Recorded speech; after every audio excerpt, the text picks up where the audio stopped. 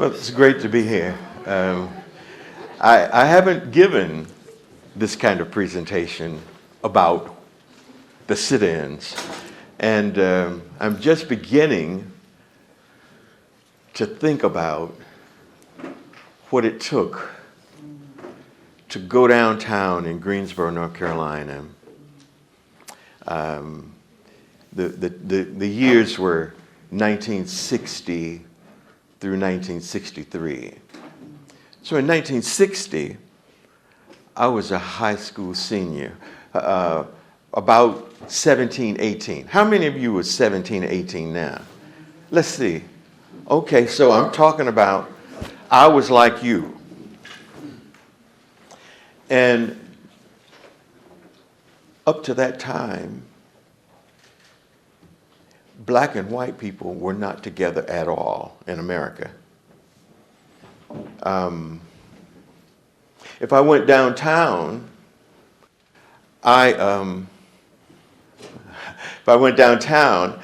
was only certain places I could go.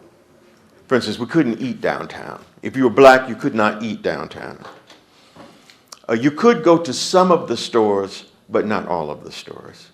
Now this is everywhere in America. Woolworths and Cresses were the 5 and dime stores. So, we could go in those. But everybody who waited on any of us were white. And we would have to, if we went into one of those stores, we would have to wait until any of the white people could buy what they had, well, whatever they wanted. And then the clerk, the salesperson, would come to the black person. And I would be with my grandmother. I would think my grandmother's older than any of these people, and I have to stand here with her and wait for her to buy something. Now, this is the way America was. And this was me in my senior year at high school. Senior year in high school. And I wanted to put those pictures so you could get an idea of, I'm like many of you at that time. And I had to think very hard about doing something out of the norm. Now, I wasn't the first. There were 4 people who were the first. 2 of them were from Greensboro, North Carolina, and so they were in school with me.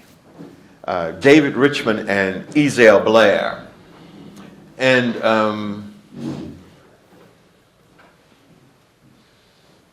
I'm seeing what's up here. This is not that 4, but Jack Ezell is 1. These 2 are a part of the first 4 that went downtown. And let me tell you about them going downtown. I had nothing to do with it. I knew nothing about it. I was a senior in high school. The high school was where all the black kids in Greensboro, North Carolina went to. But we heard right toward the end of the day that 4 black students, they didn't tell us like that, 4 A&T students. They were at North Carolina A&T, North Carolina Agricultural and Technical State University, it's called now. Then it was just A&T. 4 freshmen from A&T went downtown and sat down at the Woolworths lunch counter. That was unheard of. For any adult, for anybody. That was just when I was a little boy in Greensboro, and I came when I went downtown. Well, I just had to walk by that lunch counter. So we saw it, but we couldn't go to it. There was a place in the basement. And the place in the basement sold hot dogs. Actually, some of the best hot dogs. I still try to get hot dogs like those hot dogs. But they sell hot dogs and drinks and potato chips. And you had to know where to go, either to get something to eat, or if you had to go to the bathroom. Because you couldn't go to the place that said men and women. You'd either have to know, or you would have to ask, where's the restroom? And of course, anybody you ask sees you're black, and they know where to tell you to go. It would always be down in the basement. You would never think the bathroom was where it was. And it was the bathroom. It was the bathroom that any of the black employees who were there, who worked there, that would be where they would go. And they usually go there to change clothes and then have on their uniforms or whatever they have on in the store. But this was standard everywhere. Here, everywhere in America. Can you think about that? You couldn't be black and white kids sitting together. I didn't even know anybody white. So think about now, if you didn't even know anybody white. But if you're white, think about you didn't know anybody black, and you really didn't care about it because you weren't taught to care about it. So the four guys went downtown, but as they were going downtown, they stopped at a little men's shop that was on the way. It was on Market Street. Market Street went straight, right from A&T straight downtown to the center of the city. They stopped just as they started getting into the area where now there would be no black people owning anything. And they went to this little store. It's called Ralph John's. Ralph John's men's store. Ralph John's was a Jewish man. For us, he was a white man. We didn't know about what, he was actually Jew. But he was a white man who owned a shop that sold all the clothes the young men at A&T wanted to wear. He could order everything they needed. They stopped in, and he went in, and they talked a little bit. They said, "We're going downtown. We're going to sit at the lunch counter today." He said, "What?" So they got themselves together and went on up to the downtown area to go to the Woolworths, and Ralph John's called a newspaper. He said, "Let me tell you something. Better go to the Woolworths. I'm not going to tell you what's happening." He said, "But go there. Something's getting ready to go down." They went there, went in, sat at the lunch counter, and by that time, news people had started gathering. They're trying, why are you all coming here? These guys went in and sat down. Now, it took a lot of nerve, because it was, kind of general. Now you think you can go anywhere.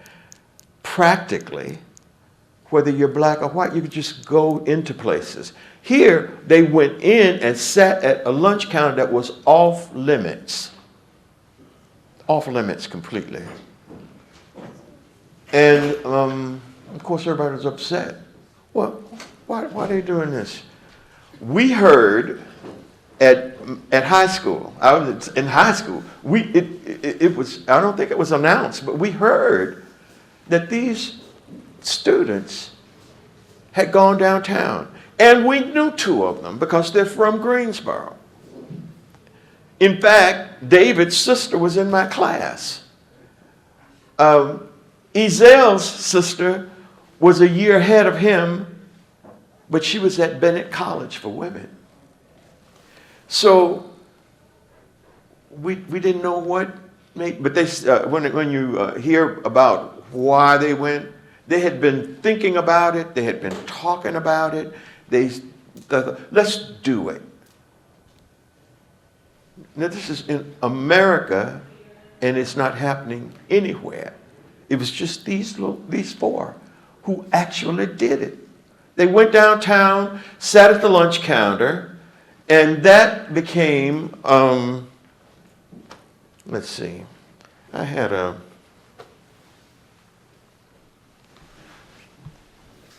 a bag somewhere. Oh, okay, okay. There's another picture I want you to show you, just this lunch counter picture. It's a lunch counter picture, the one at the top, 4. This one? Okay, here I am.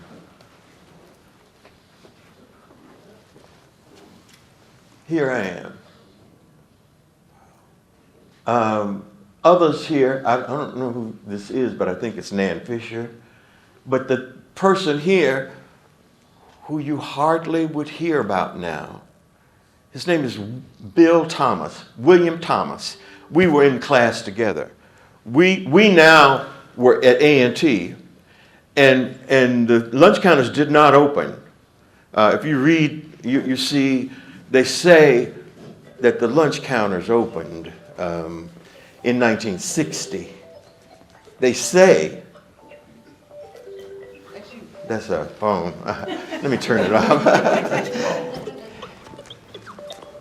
Oh, God.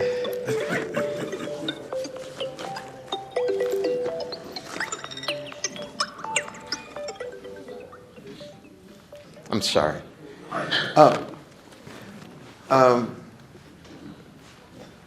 So I said, that's me. You know, not too long ago, I found this in my house in Maryland.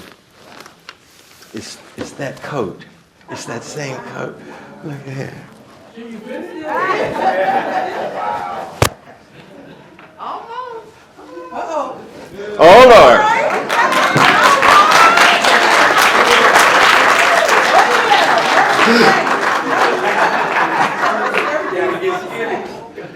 This is not 1960. This is 1962, 63. See, things have still not opened. We're still sitting at the lunch counter demonstrating. Do you know how this happened to work out, that something started to be done? Was we would sit at this lunch counter and they'd want us up. And so they started arresting people.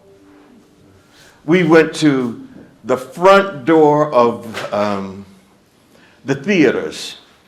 You know, if you go anywhere now and go to a theater, you know, the lights are on, there are all these pictures and all. There's a booth sitting kind of in there. You know where to go to buy a ticket. We could never do that if we were black. If we were black, we know what's playing. We know what we want to go to see. But we could not go in the front of the theater. So we would go, generally you just go along the street until you could see the side street. And you go down the side street, and there'd be a little door, little dingy light, but that was the way you got in the theater. Now you go in, and there's nothing but stairs. You go stairs, stairs, going up, up, up, up, up, up, up, and finally, you're not on the second floor, but the third floor. And the third floor had a few little things, little pieces of candy, chips, something to drink.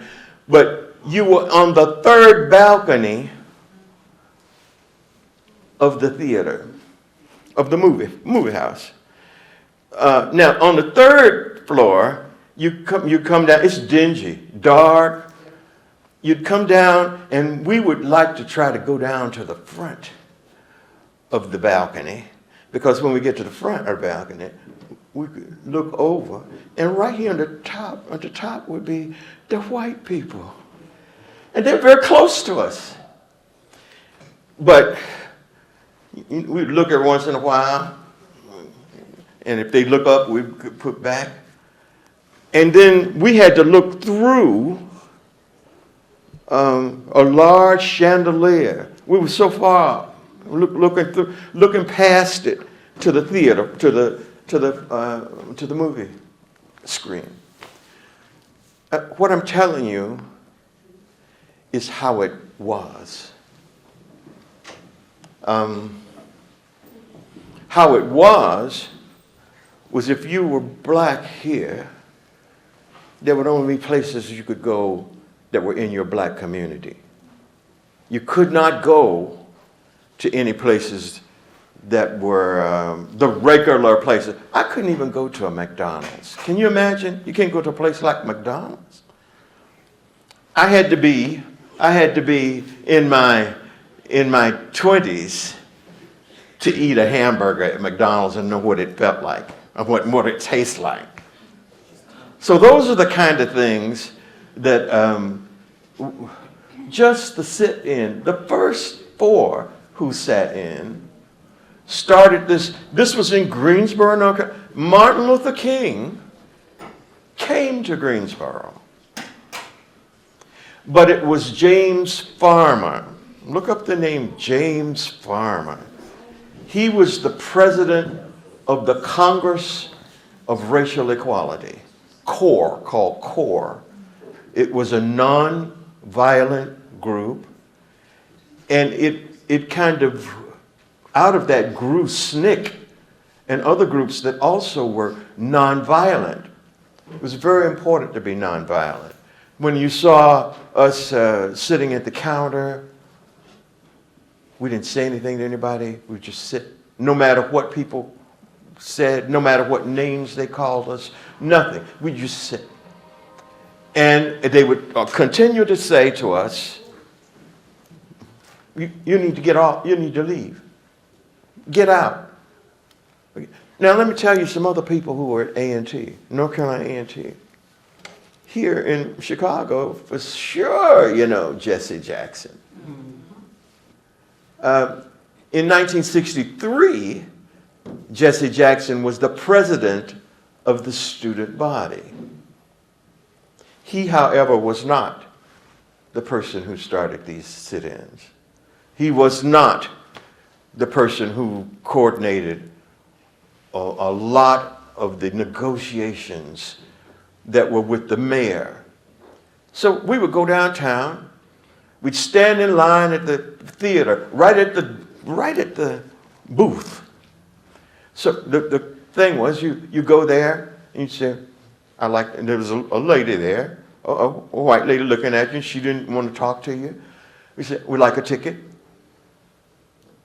She either didn't say anything or would say, you know better, you can't get a ticket here. But you had to ask 3 times.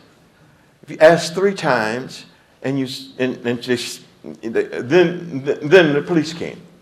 And the police were there. The police would come, take you over to a bus, put you on the bus, fill up the bus. The bus would take you off to jail. Jail would be an armory.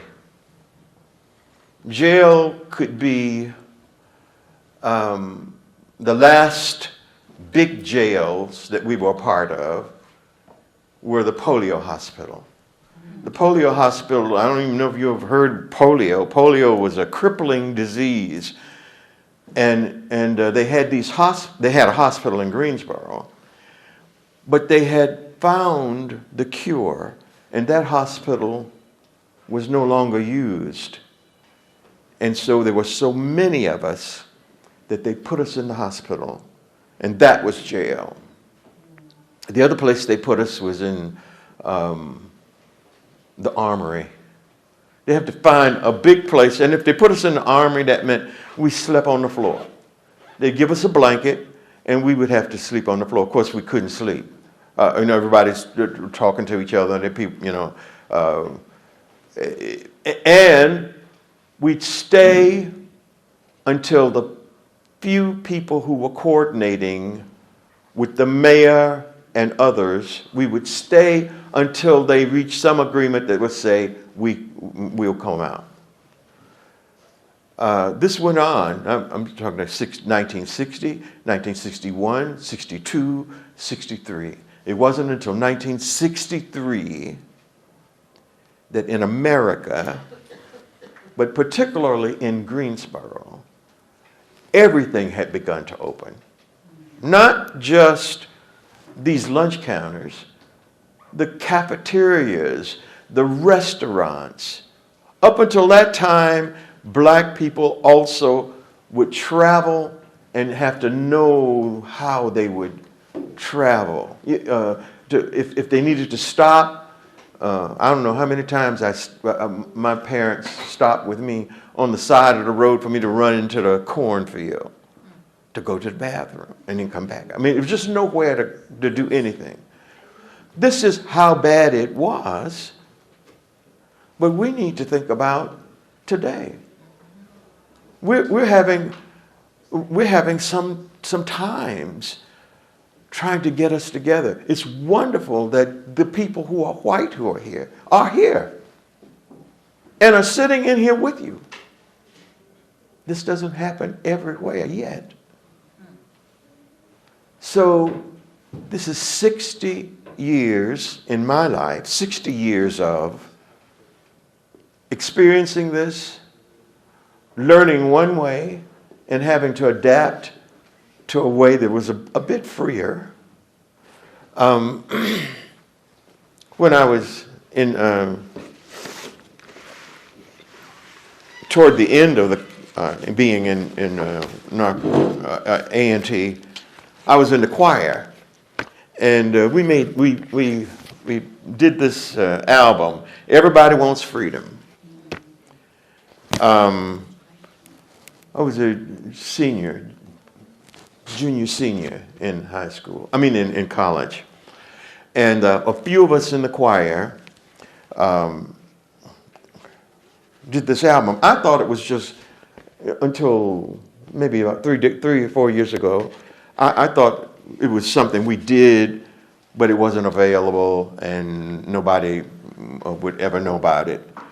But I had a friend in Michigan who went to the new museum there. I don't know what the museum is called, but he was showing me, and he had his camera and he was going through. I said, wait, go back. And there was a stack of these albums in that. I said, what? I said, do you know I'm on that album? He said, no. He said, no. We called ourselves, it says, Everybody Wants Freedom, the Carolina Freedom Fighters. Well, some of the people in the choir didn't even demonstrate, but they sang. So everybody had a role to play. You had different things that we did. But it took all of us. It took all of us. My mother went downtown with me right toward the end. That was when adults, we were talking about 18-year-old, 19-year-old, 20-year-old.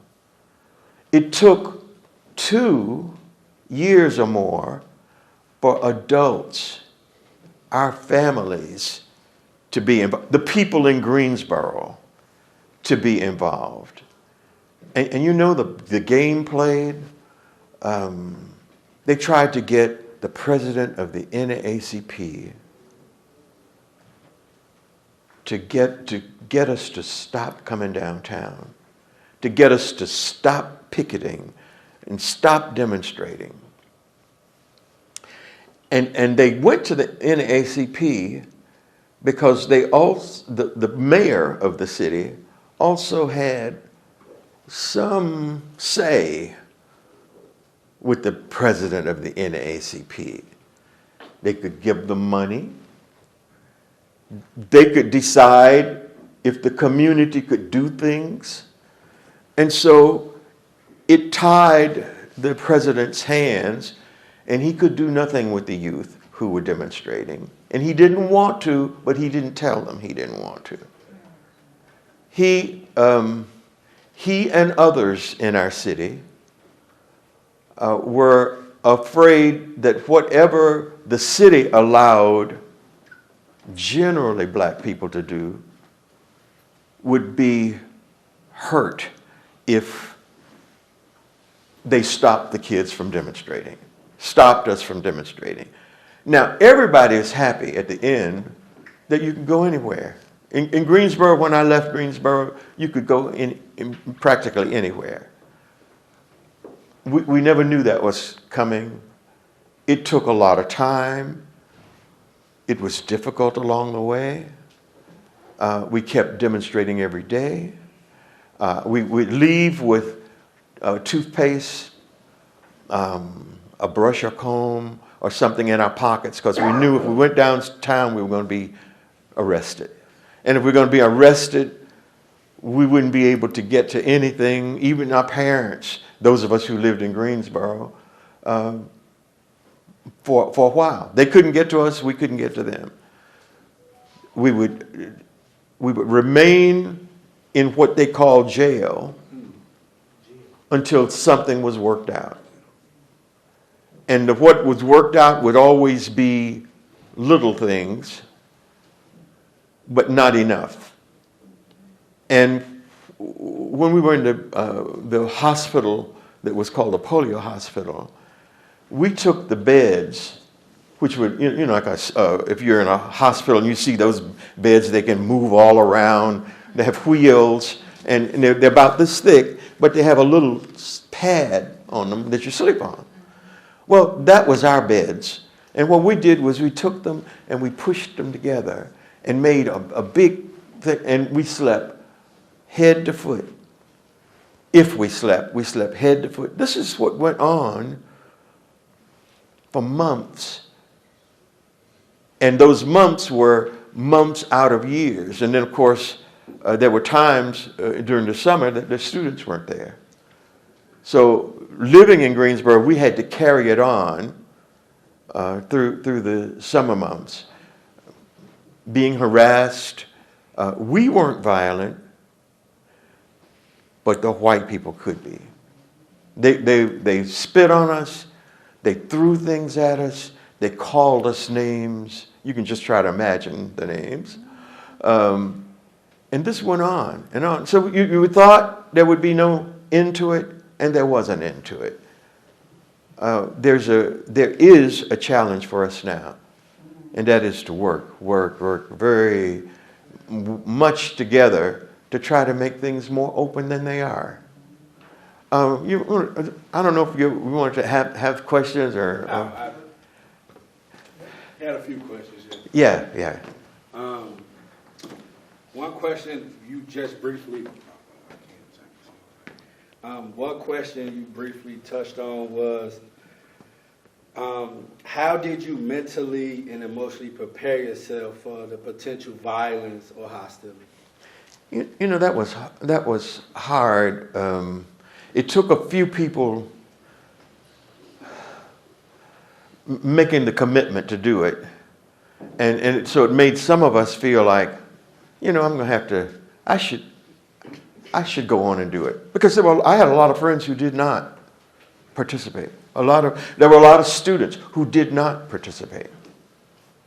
So there were just the ones who decided, I'm just going to do it. You also didn't know what was going to happen to you. My college graduation was delayed because I missed some final exams. I had to take things over, but the next year. It wasn't like the courses were offered all the time. They were only offered at certain times of the year. And if I missed it or I couldn't pass it, I'd have to wait till the next year to take it and pass it. So those were the sacrifices, but it wasn't like all of us were doing it. There were just some of us doing it, but the some of us doing it, in the papers it said, 500, 600. You know why decisions were made toward the end? Because the city was going bankrupt. The city was going bankrupt because they had to pay for our sleeping on these. They had to feed us. It wasn't good, but they had to feed us. The rooms were larger than this. There were wards just full of kids. We're all over the place. Some are laying down, some are up. You're talking to each other. But they had to give us 3 meals. They had to give. It wasn't good, but it cost money. Yes. It was breakfast, lunch, and dinner. Breakfast, lunch, and dinner. So it was costing $20,000, $30,000. Also, the police. It was a problem for the city trying to have police be in control of us. They were having to work overtime, 12 hours, maybe more a day. So they were recruiting police to watch us and keep us in there. Of course, we were nonviolent, but they still had to take care of us. So the city finally got to a point where they knew they had to do something. And that knowing they had to do something was to open first the places, these lunch counters open. But we had restaurants downtown. We had a big cafeteria. We wanted those open too. So we were still picketing. I'll tell you, the first time I went into one, I went in as a tester. They said they were open, but now we had to have a few people go in and see if you get served. And if you got served, then you could report. I ate there. I said, okay, so then in the paper they said, so-and-so is open. Well, I went in the S&W cafeteria. And I'm used to, at school, we have a cafeteria, so I know how to do that. But I didn't know where to go. And so I'm going down this hall, and the hall is going all around. And then it comes and there's food, but I don't know how much the food costs. And I'm trying to see, what can I get that's not going to cost a lot because I don't have a lot of money. So I'm looking at the food, and I said, well, give me some of that. And put that on the plate. And I'm hoping I can pay for it when I get to the end. I get to the end, I pay, and then here we are. There are about 3 or 4 of us. We're testing. So it's just us. We come out into the area where people are eating, and it's like this. We don't know where we're going to go. We can't go to a table with white people. So we're trying to find, and the game they played with us was they sat at as many tables as they could sit at. So we will have nowhere to go. And so you walk through trying to see where we're going to sit. And we find a place and we sit down. And you can't really eat. I mean, you're busy with kind of checking out things because you don't know if something's going to happen to you. All this is what many, many black people went through in that period where you had to do this over and over again to get people to think about the possibility of opening their doors to anybody. You have something I haven't tried. Were there any unexpected moments of kindness or solidarity that Yes. stood out during that time? Yes.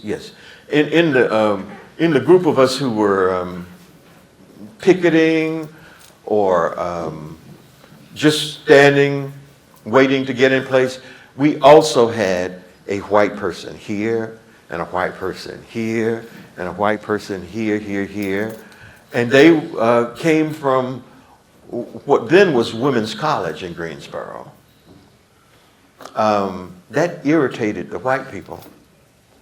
They said, that was white people who take the chance to stand up for black people that they don't know, but they feel in their hearts, I need to do this. This is right.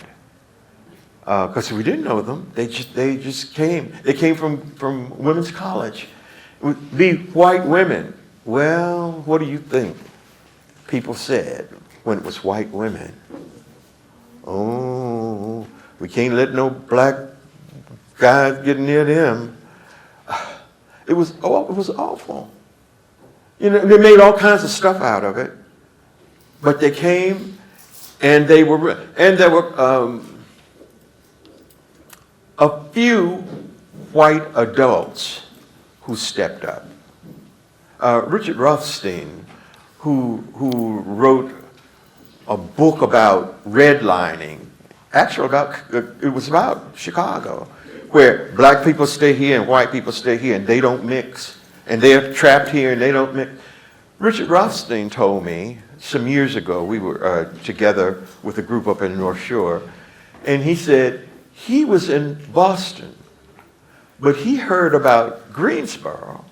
So we've always had white people who helped us. Think about the Underground Railroad. We could not have escaped the South and gone to a place where we could be free if it had not been white people with houses that allowed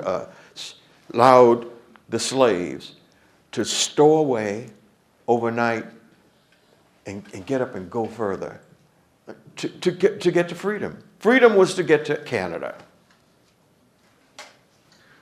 So I'm gonna open it up for the youth. Oh, See yeah, if they wanna yeah, have okay. any questions Yeah. that they wanna ask. Hello, sir. Yes. Over here. All right. Hey, sorry. I was wondering, like, once everything did get opened for everyone, like, how did that feel? Like, accomplished? It was unbelievable. I went in 1962, I went to Tennessee to work on a project in Tennessee. And I didn't realize that when I went to Tennessee, working for the American Friends Service Committee, they were white people. And they were people who also were helping black people throughout the South. But they took me, they picked me up from the airport, my first time flying. I flew from Greensboro to Nashville. White people picked me up. I said, ooh. And they stopped downtown in a restaurant. We ate. I was thinking, wow. I mean, I'm with these white folk, and we're in this restaurant eating. I didn't realize they were taking me to test that place to see if it was open. I didn't find out until later, after it was all over, that I was a test. I was testing. And we had to do that because people say they're open, but you don't know if they're open unless people go and you see them go in and they get served or whatever it is, and they come out and you say, okay, they must be open. And that would be published in the paper in Greensboro, I guess everywhere. When you find out a place is open, you want people to know. Yeah. I was wondering, how long did you spend in jail? Like, how many, days or was it? I think the most days I was in what they call prison was 5. Of course, it seemed like it was eternity because we didn't have now you got little cell phones and all that. Of course, if we had them, they'd take them from you, I'm sure. But we were away, and I lived in Greensboro, so my parents were worried to death. They knew I hadn't come home. They watched, when is he going to get out? They were asking, when are they going to let him out? Well, we don't know. So negotiations are going on. Always there had to be somebody who was outside who was negotiating before we could come out. The president of North Carolina A&T was asked to call all the students from A&T, from the college, from the university, call them all back out, make them come out of the jail. But we didn't do it. We stayed in. Yeah, there's another Yeah. Right here. Hi, sorry. I'm wondering, like, when you go to prison for this type of stuff, and it's like unfair, like imprisonment, does that stay on your record or something like that? Like after those laws have been passed, does that stay on your record? Yeah,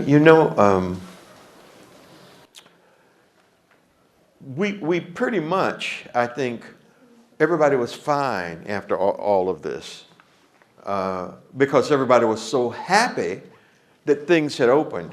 But I worked for the Navy Department. When I graduated from North Carolina A&T with a degree, a bachelor's degree in architectural engineering, I worked for the Navy Department. And after about 5 or 6 or 7 years working for the Navy,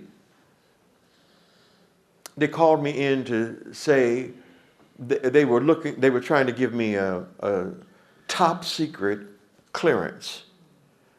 And as they were checking, they saw I had been in jail.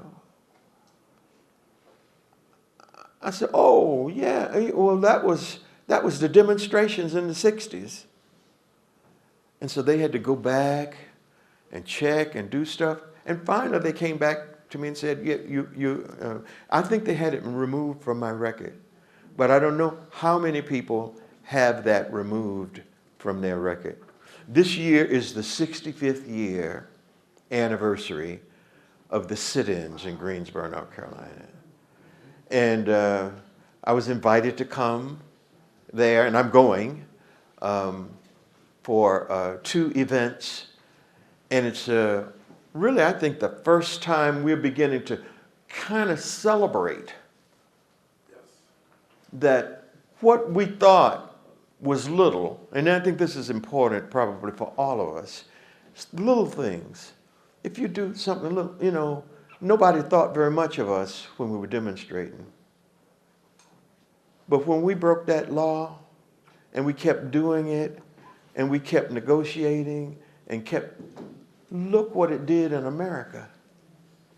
You all haven't had that experience, that experience of being denied.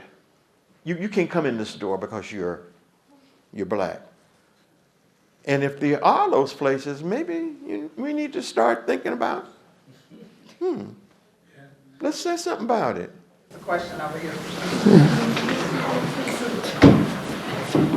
And so when you like go into the restaurant and stuff, and then they have to arrest y'all, I would need to ask this very good question, like, why is prison and jail so unfair? I'm in bad hearing. I can't hear. So when you were arrested and they put you in prison, why is it that it was so? Why were you treated so unfairly? Is that correct? Well, I think the truth is, if you're brown or black, anybody care anything about you anyway. So the police didn't care about us. The mayor didn't care about us. None of the people cared about us. They just cared about themselves. And what are people going to think if they let all of you black folk come in these places that you've been kept out for decades? This is all linked to slavery. It was like a new form of slavery. You live in your black neighborhood. You cannot go to anything out of it that isn't owned by black people. So the steps have been like, okay, because we lived well. Black people in their own neighborhood lived well during segregation. The problem, what happened? The problem was we couldn't go so many places. We couldn't, if you go to a grocery store, for instance, grocery stores, they let black and white people in there because they want you to buy stuff. But when it comes to getting out, you might not be able to stand in line. You might have to let other people go before you. There was something to show you're not equal to me. Black is not equal to white. How can I show it? I can show it by not allowing you to do things that everybody else has. I looked at movies when I was a little boy. I looked at, I went to and sit on the top and look at all these white people in movies. And I loved it. I mean, it was like, our life is white, but we're black. They can do stuff on the movies. I can't do it, but I see how they did it because they're in the movie. I don't think you can understand what that feels like. And you just be happy that you don't necessarily experience that. But I can't say you don't experience it at all. You said you were in the choir in college. Is there in the school, were there classes or choirs, were they separate, or was there one choir for everyone? Yes, there was a university choir. A university choir. Black people and white people in the same choir? Oh no. Oh no. I never was in school with a white person. The schools are segregated. Oh, let me tell you today. My high school, which was a high school for all the black kids in Greensboro, North Carolina. I went there a few years ago, a reunion. I'm looking, I don't see any white people. So I asked one of the girls, there were two black girls who were taking me on a tour of the school. And so as we go around, we went in the auditorium. I said, oh, they haven't done a thing to this. It reminds me of the auditorium when I was here. My father even went to that school. All black people went to that school. So I asked her, do you all have any white teachers? And she said, oh, yeah. I said, well, how many of them are white? She said, all of them. I said, what? This is a black school? It was always a black school, and now you're telling me it's integrated, but all the teachers are white. So where are the black teachers? Where did they go? All right, so we walk a little more, and we're looking at stuff, I'm walking around, and I said, okay, well, tell me, how many of the students are white here? And she said, I don't think we have any white students. I said, what? I mean, that's now. That's now. Now, just think about now. We still have a segregation going on. It's a different segregation. And I think we can work at it. But we have to stand up, all of us. And we need white and black people standing up saying, something's wrong. Something's wrong with this. So. You have a question over here. What issues are still present today, and what can our generation do to fix it? Say it again. What issues are still present today, and what can our generation do to fix it? Think about the things that you don't like about living today. I mean, do you feel like there are things you can't do, and it might be because of your color? Do you feel like there are things that keep you from going places, and it might be because of your color? Well, you need to say something about it.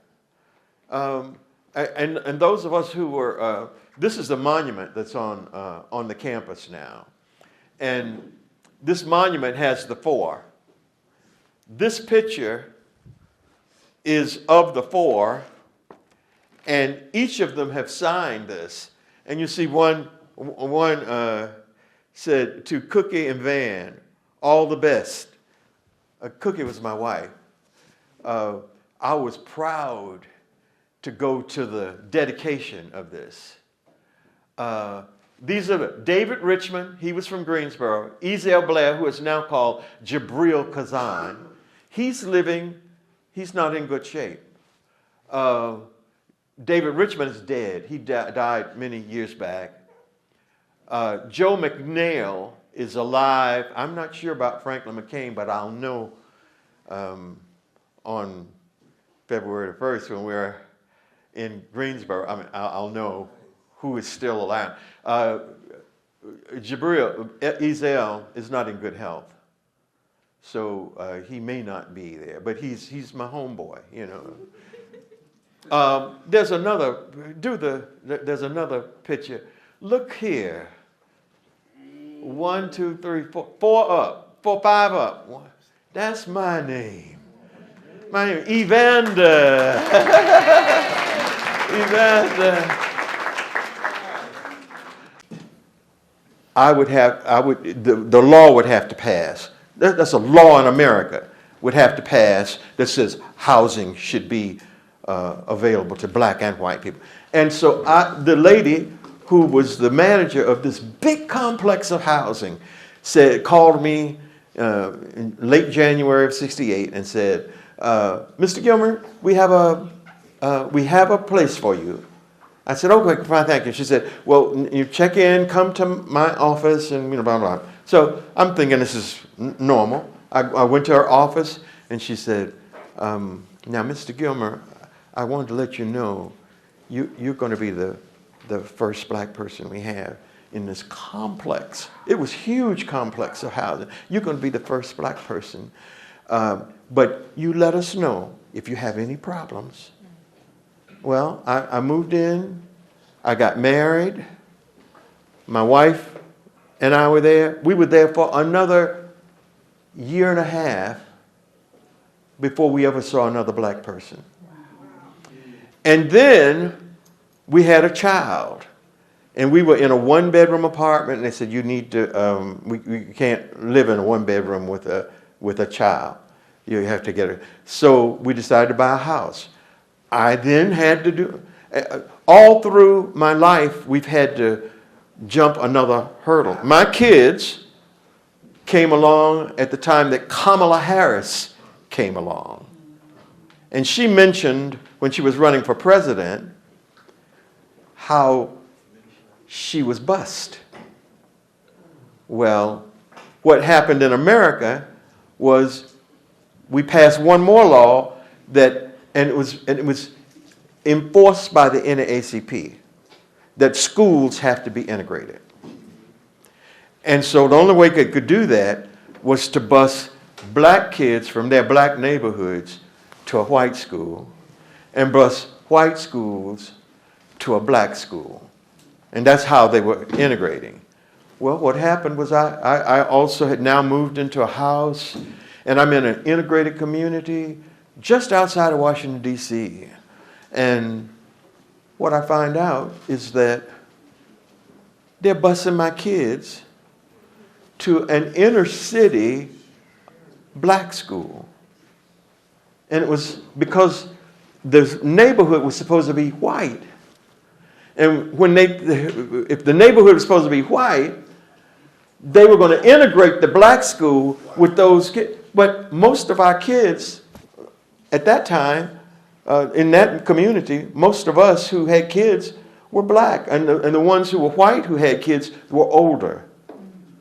So we had to, again, and it was published in Washington Star, the Washington Post, these black people are causing problems with the integration that was mandated by the NAACP.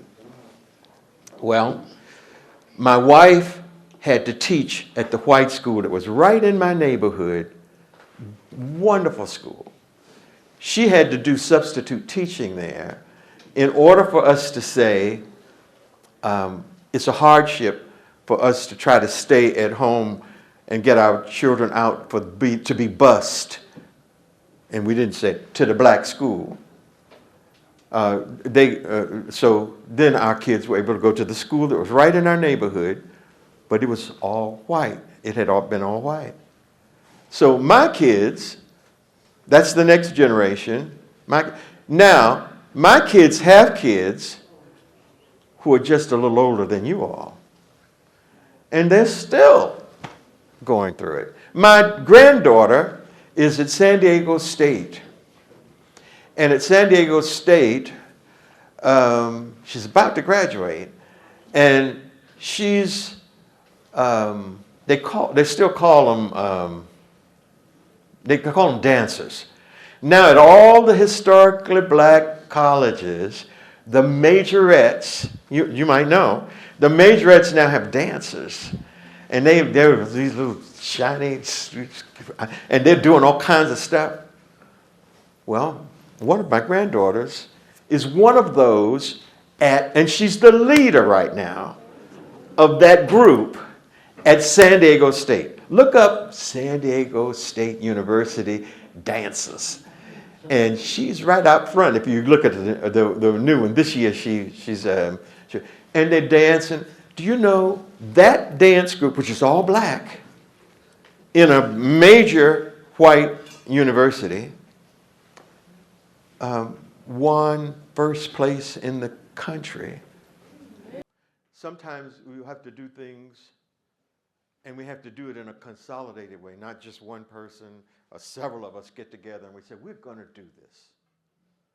And when you see you can't do it, you say, I'm doing it anyway. And all the time, from sit-in and even before, Rosa Parks, she got on the bus and sat up front. Do you know, all my life, I rode the bus, but I went on with my grandmother and had to go to the back of the bus. I had to go to the back, but if any white person came on and there were no places to sit, we had to get up. My grandmother even had to get up to give the seat to the white people. So this, you know, we're trying to come out of that, but it's very difficult, very, very difficult, very difficult. And we have to persist. We have to really persist. All right, I want everybody to give Dan Gilmer a round of applause. We really appreciate him. So, band's gonna have a musical selection for us real quick. Just a little piece of something that we did when we were all gathered at a black church to get ready to go downtown. We would sing some songs. Now, this is different because I'm singing with a guitar. Oh, freedom. Oh, freedom. Oh, freedom over me. And before I'd be a slave, I'll be buried in my grave. I'd go home to my Lord and be free. Now, I'm going to tell you about those words. You know, we had many words to many songs that we sang that talked about going somewhere to be free. We called it heaven, but we're learning we can be free here. We can go in places here. We can do things here. And so all these songs were about going somewhere else. It was like heaven. No segregation. No segregation.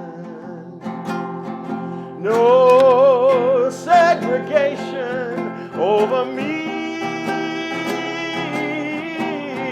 And before I'd be a slave, I'll be buried in my grave and go home to my Lord and be free. Come and go with me to that land. Come and go with me to that land. Come and go with me to that land where I'm bound. Come and go with me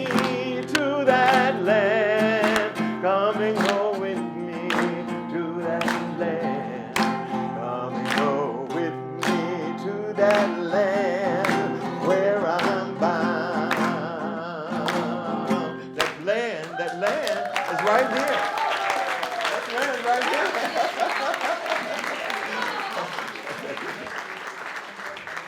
So thank you all very much. I haven't done this. I haven't been talking about the sit-ins. And I had to think a lot about it because, it's just dawning on me that it was something that made us start thinking a lot about we can't just sit. And we can't just sit and feel like we're helpless. We're going to have to get up and do stuff. And so we need to do it. Thank you. Yeah.